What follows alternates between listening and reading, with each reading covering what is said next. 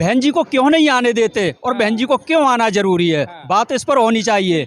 देखिए, जब बहन जी को एक मुख्यमंत्री एक महापुरुष ने बनाया जो है, और उनसे ये कहा कि बहन जी यहाँ से परिवर्तन की शुरुआत कीजिए, तो परिवर्तन की शुरुआत लखनऊ से हुई। जब लखनऊ से परिवर्तन की शुरुआत हुई तो जो मनवादी विचारधारा के जो नेता थे और जो विचारधारा के जो संघ के लोग थे, उनके पेट में जो है पानी होने लगा, उनकी चूल्हें हिलने लगी।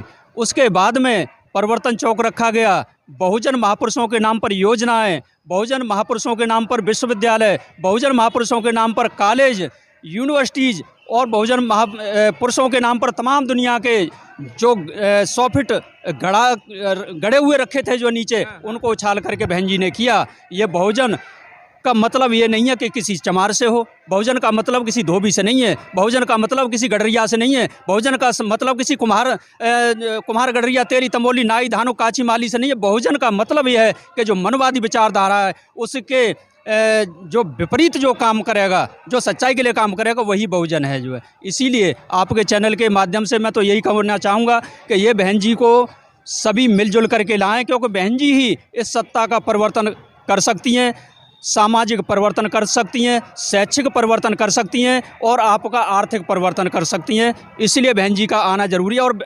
2024 चुनाव में जिस तरीके से तमाम राजनीतिक दल इस समय मैदान में है, तो बहन मायावती को लेकर चर्चा शुरू करते हैं। 2024 क्या बहुजन सत्ता में वापसी होगी? बहन मायावती को लेकर शुरू करते हैं कि क्या प्रधानमंत्री, जब भी दावेदारी की बात आती है तो बार बार कांग्रेस बीजेपी तीसरा धड़ा, सबसे बड़ा 85% की आबादी, बहन मायावती क्या पसंद होंगी प्रधानमंत्री के तौर पर 2024? चलिए चर्चाओं को शुरू करते हैं। स्वागत का 2024 चुनाव को लेकर के बार बार जिस तरीके से कांग्रेस बीजेपी का लोगों के बीच में एक भ्रम रहता है कि कभी कांग्रेस तो कभी बीजेपी, देश की तीसरी सबसे बड़ी पार्टी बहुजन समाज पार्टी बहन मायावती, क्या उस नेतृत्व के ऊपर चर्चा नहीं होनी चाहिए?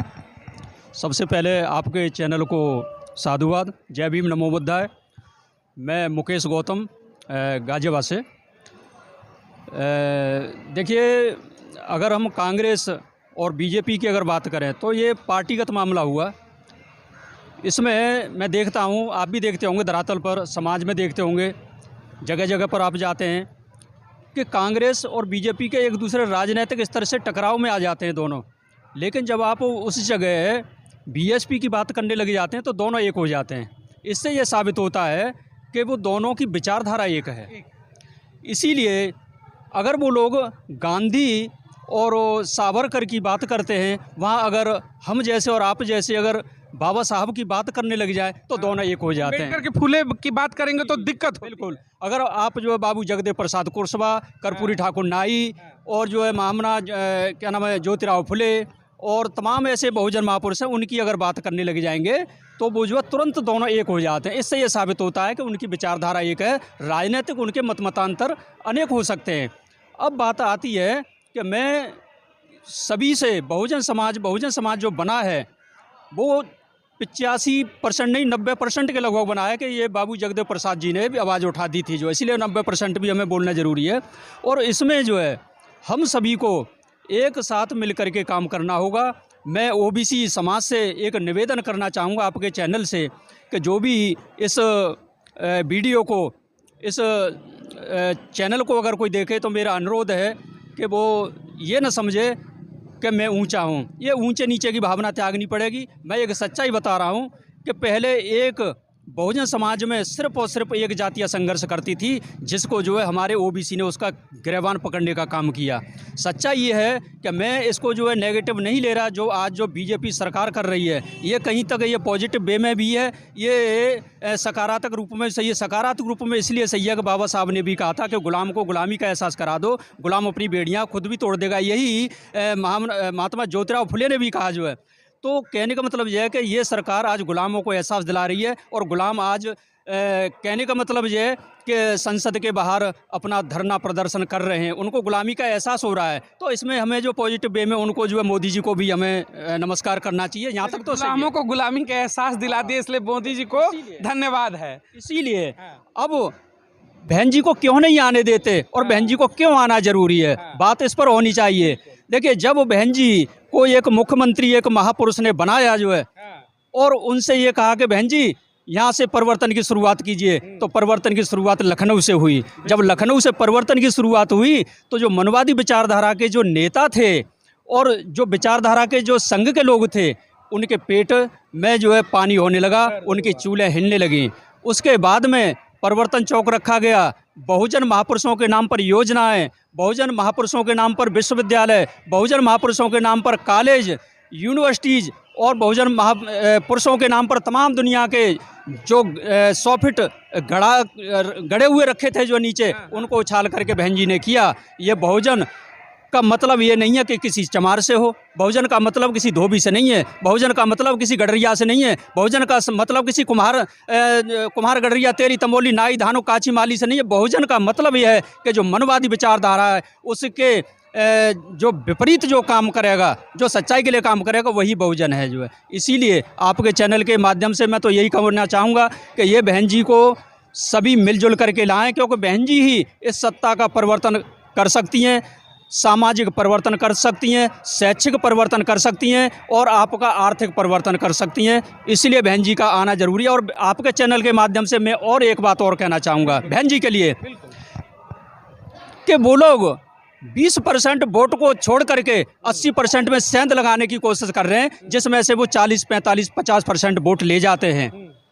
लेकिन मैं बहन जी से अनुरोध करूंगा कि बहन जी हमारी आदरणीय है, बहन जी आप उन 15% में सेंध क्यों लगाना चाह रही हैं?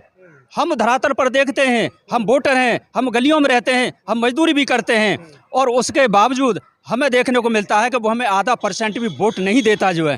इसीलिए आप 80% पर सेंध क्यों नहीं लगाती हैं? आप जो है आप ओबीसी की बात करिए जो है, और ओबीसी आपको टकटकी लगा करके देख रहा है कि बहन जी रोड पर उतरे और बहन जी हमारे हित की बात करें। मैं गारंटी के साथ कह रहा हूँ कि सत्ता से कोई भी आपको प्रधानमंत्री बनने से कोई नहीं रोक सकता है। इसी के साथ साथ मैं आपके चैनल को फिर से एक बार साधुवाद करता हूँ। एक सवालों पर आऊँगा। यूपी की आपने तमाम बातें की, देखिए बहन मायावती की उन्होंने कहा कि उस 85% में तमाम जातिगत चीज़ों को बताया कि हर जाति बहुजन विचार होता है, बहुजन कोई जाति नहीं है। बहुजन समाज जो है बार बार अगर 85 और 90 की बात करते हैं मंचों से चौड़े होकर, तो उस 85% की एक बड़ी नेता है बहन मायावती। वोट का समय आता है तो फिर बिखर के कांग्रेस बीजेपी के पाले में चले जाते हो, तो सत्ता कैसे आएगी? विश्वास करो अपनी पार्टी में और सत्ता में आओ, तभी तो न्याय मिलेगा। देखिए जो वर्तमान में जो सरकार है, इसका जो सीधा फंडा है, जैसे अंग्रेज़ों में था कि फूट डालो राज करो, इसी प्रकार से हमारे बहुजन समाज में इन लोगों ने ऐसी विडंबनाएं फैला रखी हैं। कहीं तो जो है कथा के माध्यम से, कहीं जागरण के माध्यम से, कहीं किसी के माध्यम से उसे भटकाने का काम कर रहे हैं। जो सही रास्ते पे जो बहन जी ने जो काम किया है, बहन जी का जो काम करने का जो वो है तरीका है, वो है समानता, समता, मानवता, बंधुता। तो और ये लोग इसको नहीं चाहते हैं, जिससे हमारे जो अनपढ़ समाज जिसे हम कहते हैं अशिक्षित, वो उनकी बातों में आकर के वो रास्ता भटक जाते हैं और सही बात को वो नहीं पहचानते हैं, जिस वजह से वो कायम है आज की डेट में भी। अगर इसी उस पर कायम रहे, ये अशिक्षा हुई, तो फिर वो फिर सरकार में आ जाएंगे। तो मेरा तो भाई एक ही है आपके चैनल के माध्यम से कि जो हमारा बहुजन समाज पहले तो शिक्षित हो।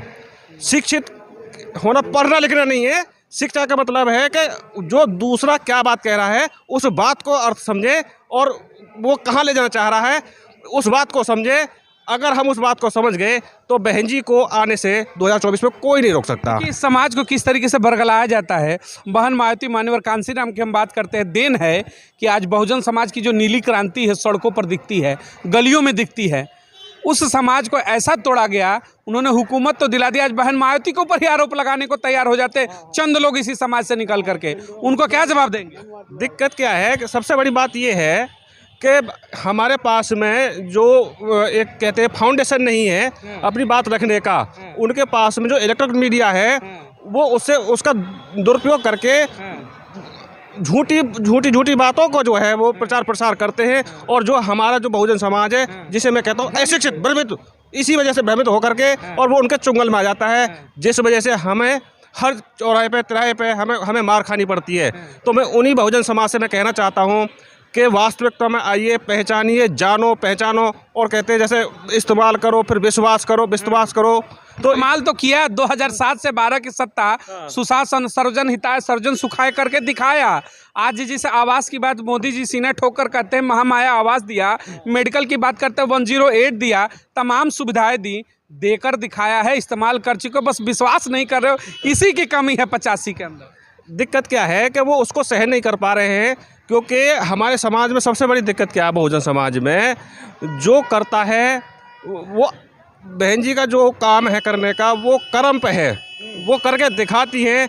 वो उनका काम जो है आस्था से नहीं है, आस्था से अलग है। और हमारा जो पूरा भारत है वो आस्था पे टिका हुआ है, जिससे हमारा बहुजन समाज इससे बिचलित हो बिखर जाता है।